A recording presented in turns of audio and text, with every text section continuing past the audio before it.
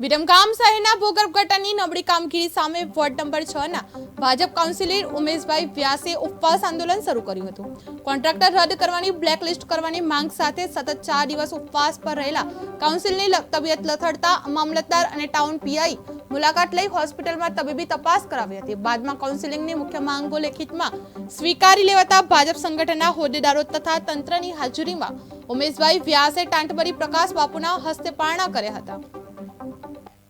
ની અંદર ટૂંક સમયની અંદર વિરમગામની અંદર પ્રજાની સમસ્યાઓને જે કંઈ વાચા મળે અને જે કંઈ તકલીફો છે એ ઝડપથી દૂર થાય, તંત્રને જે કંઈ ઉમેશભાઈએ આ જે કાગળ સોંપ્યું છે એ કાગળની અંદર યોગ્ય કાર્યવાહી ઝડપથી થાય અને વિરમગામના નાગરિકો પોતે સુખાકારી અનુભવે અને સમસ્યામાંથી બહાર આવે એવી અમે પણ તંત્રને વિનંતી કરીએ છીએ। અને ઉમેશભાઈ વ્યાસનો આજ રોજ જે કંઈ એમને સંગઠનના